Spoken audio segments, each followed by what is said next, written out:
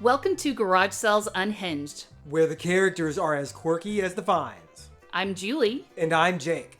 Join us as we dive into the wild world of garage sales, yard sales, estate sales, and anywhere secondhand sales are happening. From bizarre bargains to hilarious haggles. You won't believe the stories we've got lined up. Let's get unhinged. Can you hear me? Yep, I got you. Okay, I'm good. Cool. Yeah. Are you good? 'Cause that was Oh, hold on, yeah. that was a big yawn. That was a big yawn for a big boy. Yeah. I went down to the office. Normally I work remote, but once in a while you got to go into the office, and it's a 2-hour drive when the traffic is friendly, and it was not friendly. So it made for a long day, which is great. You know, I am grateful that I got the flexibility that I've got. But when you do got to go, you're like, well, that's 4 hours of work I'm not gonna do. Yeah. That's just how it is. So yeah, I've been kind of dragging today. Well, I also work remote. No, actually, I work in the office. I mean, when it's just you and you work for yourself, and I have an office in my home. Oh my gosh, is this like Schrodinger's cat? Like, is she remote or is she in the office? I'm sorry, whose cat did you say? I don't know if I said it right. Don't point it out. No, I just want to make sure. I have a bum ear, and I wanted to make sure. I want to give you credit if you got it right. I said Harry's cat. I didn't say that. Harry? You didn't say Harry. What'd you say? Schrodinger's? Yes. Yeah, you got it. Oh, okay, good. I thought you were going to correct me, and I was like, Yeah. my ego can't handle it today. What's great about having a home office is I feel like you should be able to expense any DoorDash. So you can. Okay, first of all, I'm going to say this, and I'm not a tax advisor. So if someone says, Julie said, I'm not a tax advisor. So that's my legal claim to it. But like if you do DoorDash and you're having a client meeting in your home office, you can expense it as a company meal. What if you have DoorDash and your client meeting is over Zoom? No. You're enjoying your freshly delivered taquitos while on the Zoom call.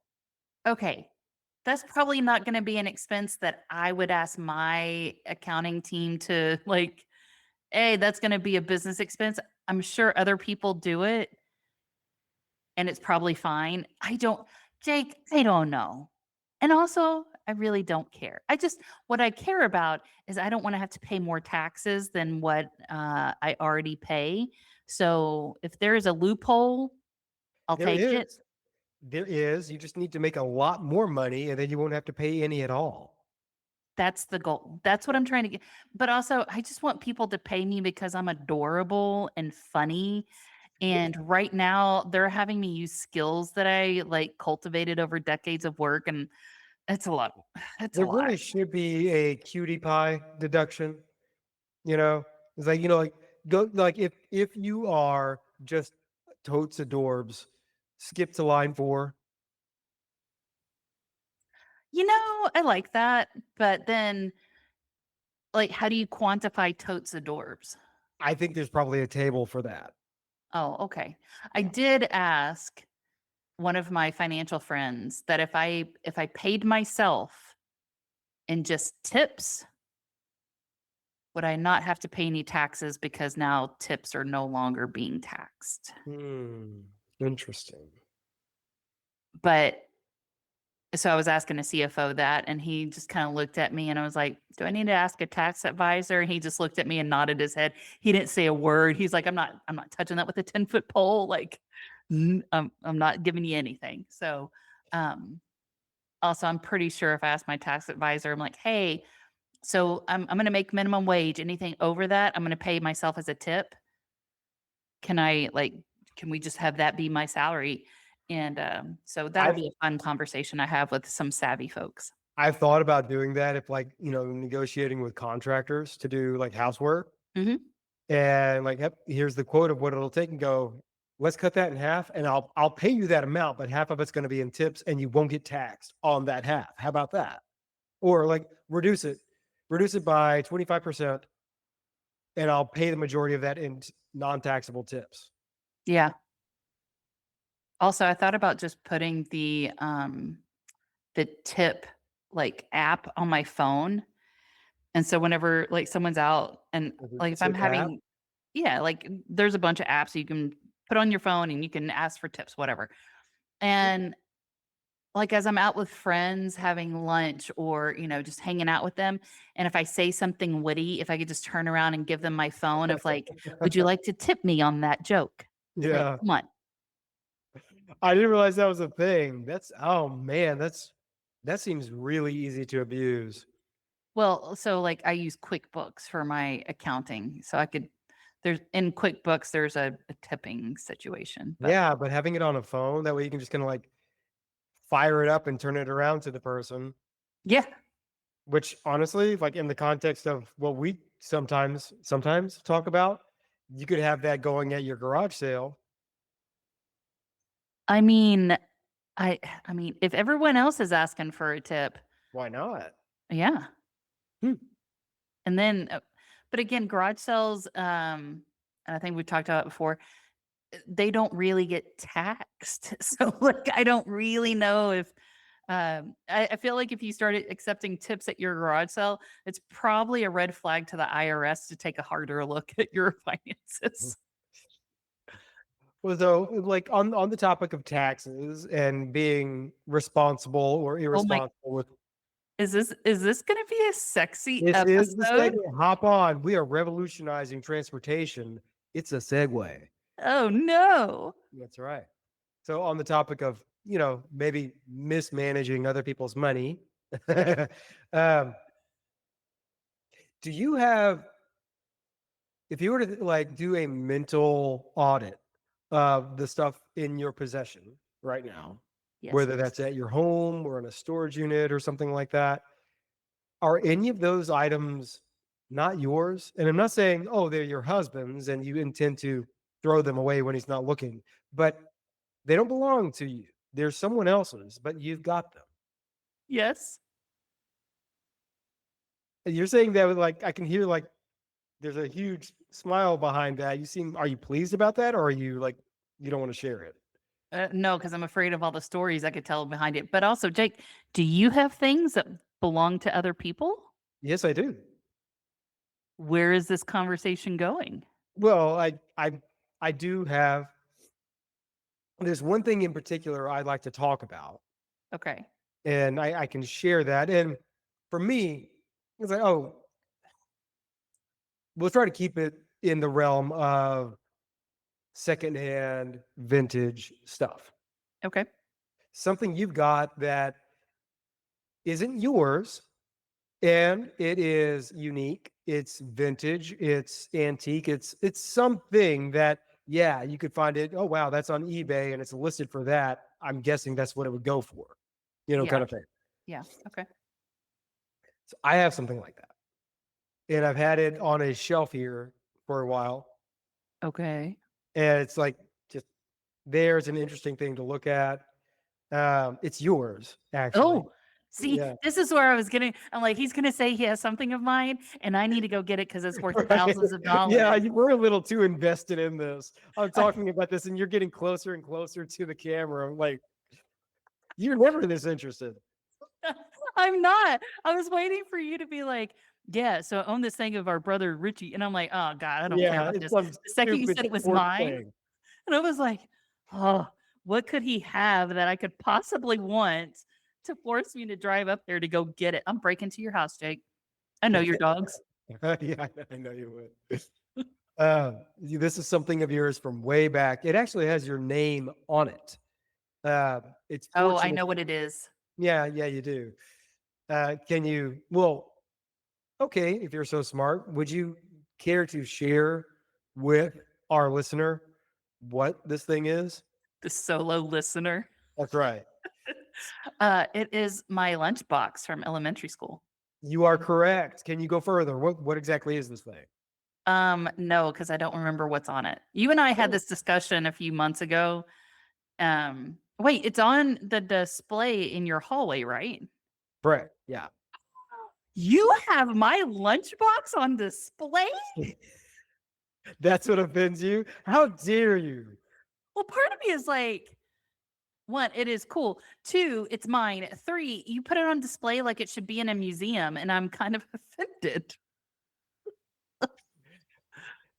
So yeah, in this scenario, I'm the rugged and handsome Indiana Jones, and you're the conniving, French guy that's working with the Nazis. Oh, I want it to be oh, what's the little kid's name? And Dr. Jones. Yeah, short round.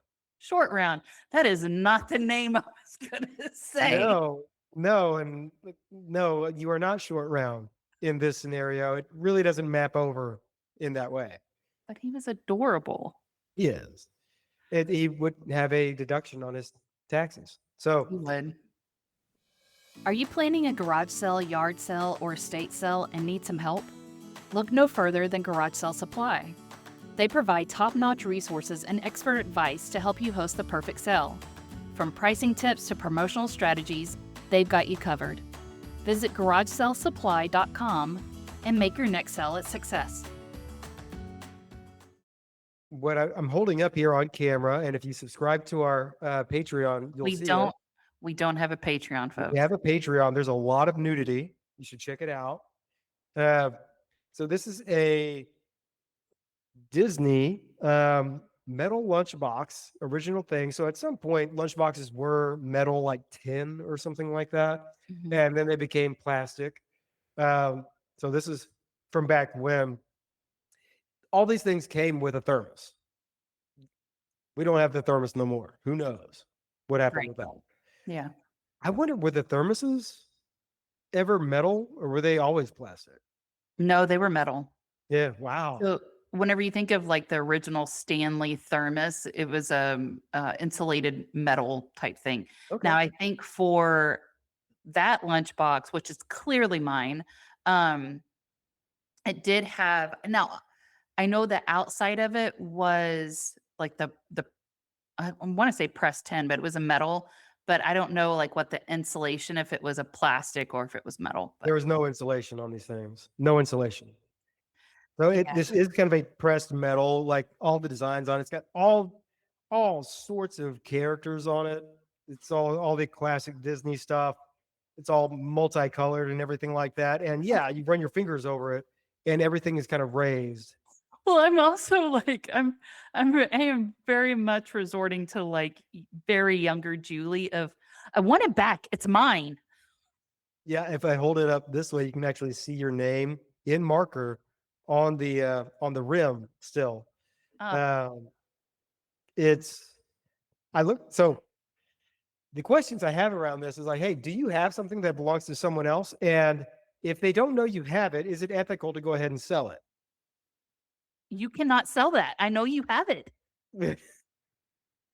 Well, and again, if they don't know that you have it, if they thought it's lost to time, it's out of sight, out of mind, like many things that we hold on to for a long time become. Oh wow, I forgot that thing. I haven't seen this thing in years. Chuckle, chuckle, chuckle. Look at it for a second, and back it goes until you die, and someone else comes across it. You have this thing. That person, like, they will never think about it unless they see it. You know, I mean, part of me is did they forget about it or did they not want it? So, Sure. I mean, you do bring up a good ethical dilemma because I also think about it of like, is it up to a certain dollar value? Mm. But again, it's like, well, if it was $10 today, okay, so let's take my lunchbox again. Clarifying word, my lunchbox. And you say, hey, I looked up the resale value of it and they're going for $100 on eBay. I'm like, oh, that's cool. I want it. Or you're like, hey, I looked up the resale value of it and they're going for $4,000 at Christie's. Cool. I still want it. Like it's mine. Like my name's on it. It's mine. But if you're like, yeah, there's no value to it, like you can buy it off of eBay for $10. Like, oh, well, I'm so glad you have my lunchbox as home decor in your house. And then at that point, I'm like, well, again, I'm so attached. I don't know why I'm being so attached to this lunchbox. Well, yeah, I know. You've made it very clear on this podcast that you are bloodless and you don't care about anything other than making that coin. You are little Miss Andrew Tate. Look at you. And you Do bring not call me that. I will punch you through this, this computer. So yeah, what is that? So like you It's the what- little what- sister in me that you have something of mine and now I want it back, even though I wouldn't put it anywhere in my house. yeah. Um, okay, let's not use the lunchbox because I can't get off of that. So part of me is going like, does somebody want it because they recognize like the value's gone up and they want that money for themselves? Mhm. Now, here's the other conundrum in our situation. I did not buy that lunchbox. No, you were too little. Right. Our parents bought it. So even though my name is on it, do I own it or does it belong to our parents? So like then there's the whole like who actually bought it, like that type of stuff. So like I feel like what you're saying is okay, part of it like you it sounds like the ethical thing to do would be to check with the person, especially if it is a high dollar value. And I think we have a general idea, all of us, as to what high dollar value means. Right. So if it's getting past $10, yeah, reach out to the person. Hey, remember that thing? Do you want it? Maybe you mentioned what it might go for. But also, okay, well, there's the monetary value and then there's the emotional value. You certainly want to check on that. Now, you hadn't thought about this thing until I just brought it up. Now, are you responding to the perceived dollar value, or is this like an emotional value thing for you? I am responding to my older brother has something of mine and I want it back. Okay. Well, that's valid too. Um, again, I don't know where I would put it, but yeah, I want it. But that thing is like, hey, if I don't have anywhere to put it, I'm glad that you have it in your house and you enjoy it as home decor, but don't ever sell it. Like that, that heirloom of that really thin metal lunchbox lives in our family. I finally found something that you're actually invested in. But I think the funny thing is like, once I give this thing back to you, you're not going to care about it as much. No, I'm Yeah. not. I'm like, cool. You know what I'm gonna do is I still have my old Polly Pocket. I'm gonna put my Polly Pocket in there. Okay. Yeah.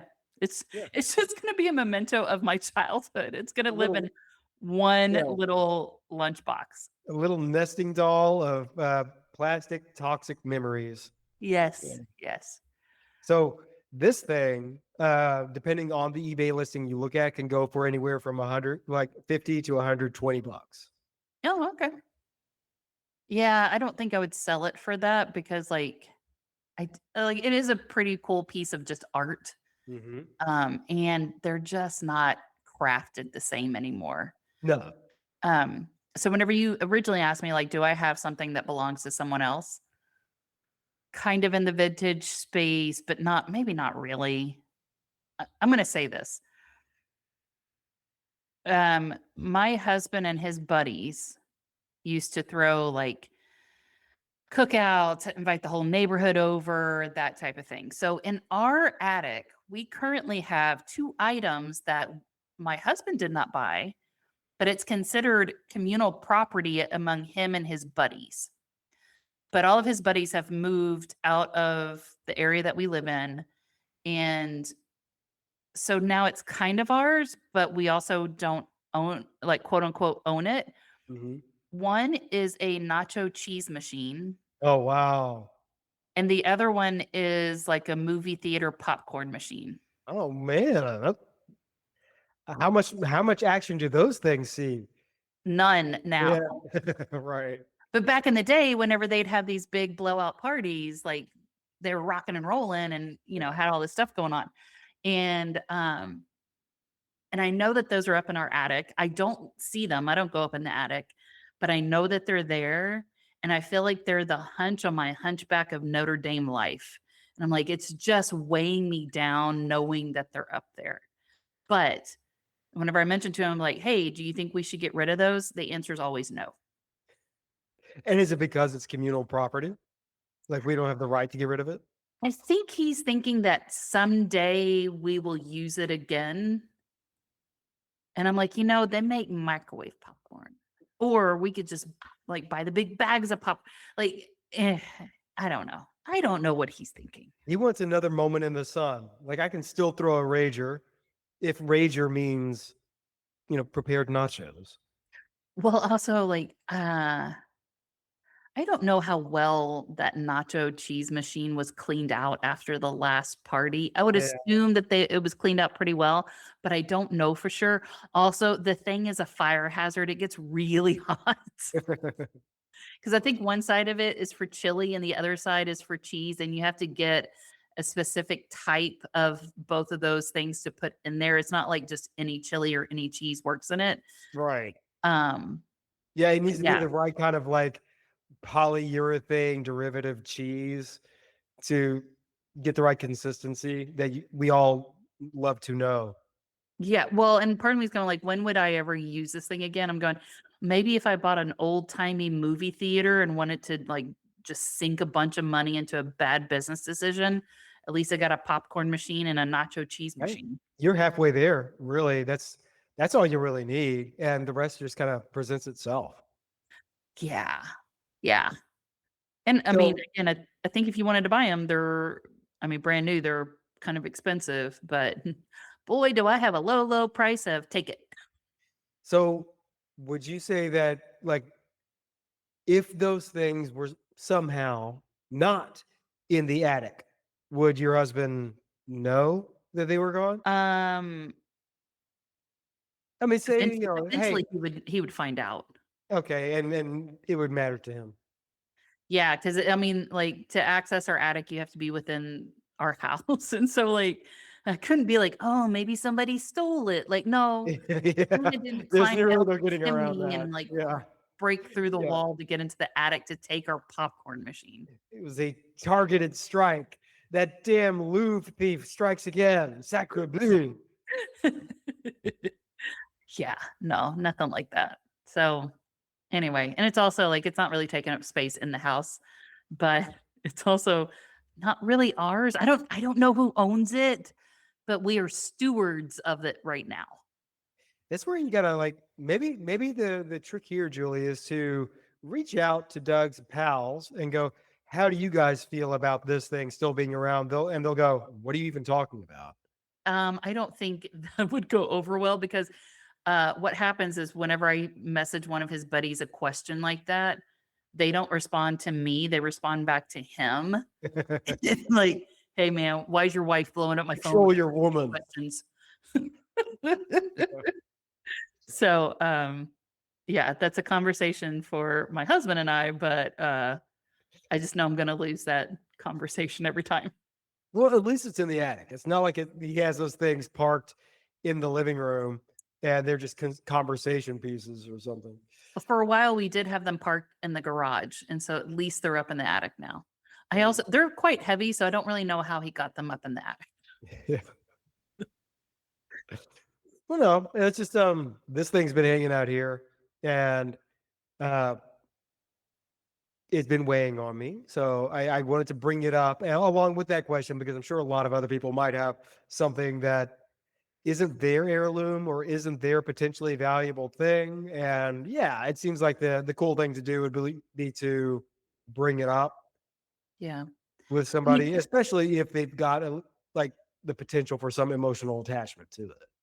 Well, and so on a similar topic, whenever I moved in with my husband right before we got married, he had an extra Christmas tree in like an upstairs closet. Mhm. And so whenever we were selling that house, moving to our current house, and I was packing up everything, And I started counting, and we had 4 Christmas trees in the house. Whoa. One of them was mine, and the other 3 were friends of his that he had just like, they didn't have any storage space, and so they asked him, "Hey, would you hold on to these Christmas trees?" And I was like, "Well, can we give them back to them?" He's like, They probably don't want it. It's been years." And Yeah. I think that's the other thing too, is that people say, "Hey, will you hold on to this?" And then forget years later that they even owned the thing. Luckily for me, the local elementary school was looking for some fake Christmas trees for whatever kind of decoration or play that they were doing. So instead of those trees going to a landfill, I just drove them down the street to our elementary school, and I was like, "Could Fantastic. you use 4 of them?" And they were like, yeah." I was like, That's "Great. I fantastic. don't think if any of them light up, but here you go." They're like, "This is perfect." Yeah, the kids can still string their stuff on there. That's great. Yeah. Well, I hope like to bring this back full circle to the topic of like taxes and the IRS. I hope you guys at least sent those friends that stored their trees there a prorated bill. Uh, My husband is not ruthless like I am. I would wait. Am I about to get a bill for that lunch kit? that's where I'm going. Yes. Oh my god! This is how you let me know.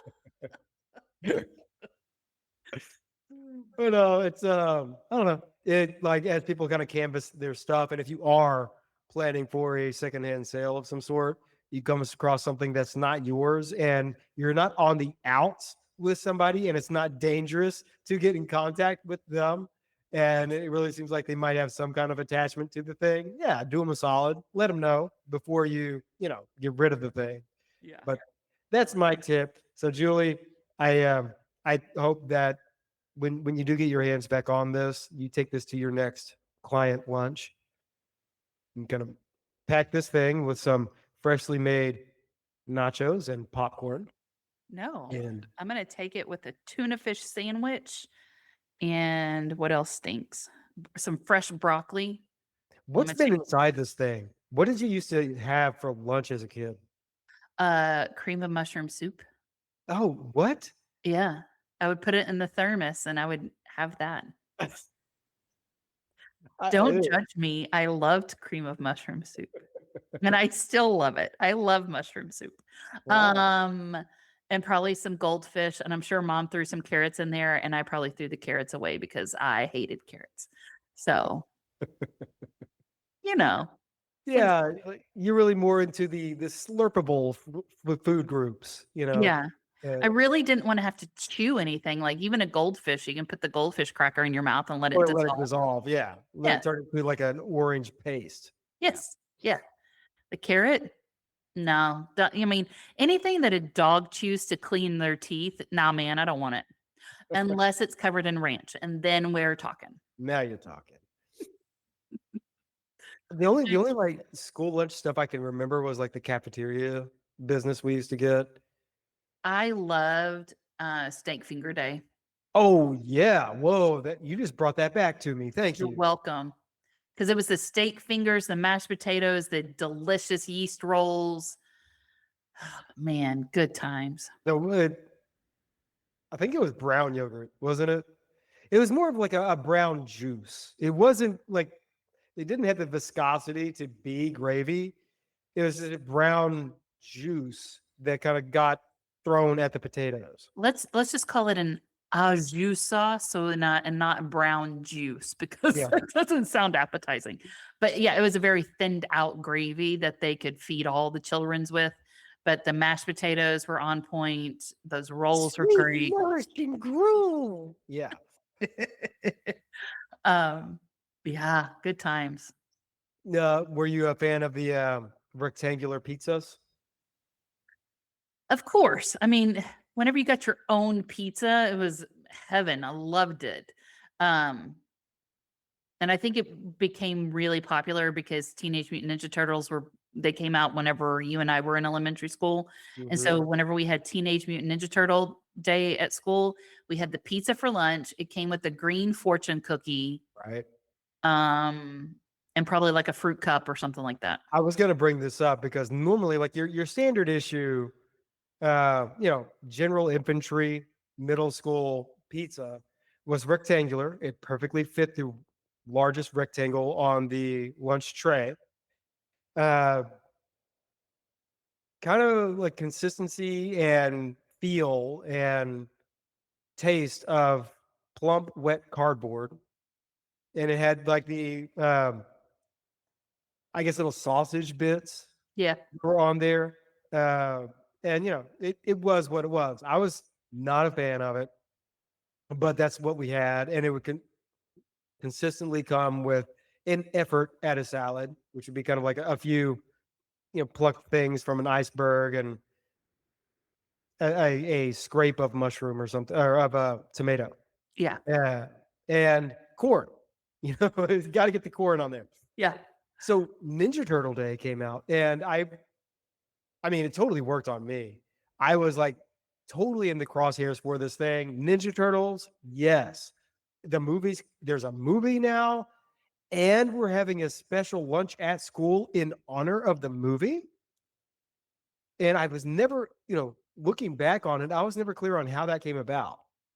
Was that just our school, or was that a marketing gimmick that happened regionally? How widespread was this? Because the pizza that day was different. The Yes. pizza was round. And it had pepperoni, and it was more of a deep dish kind of thing to it. Yeah. And we also had corn.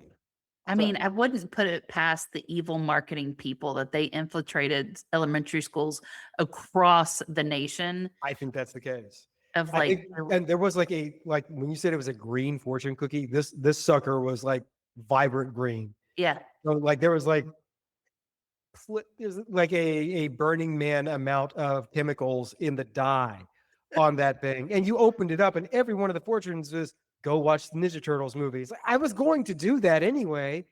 You could give me a different fortune. nope. I remember that.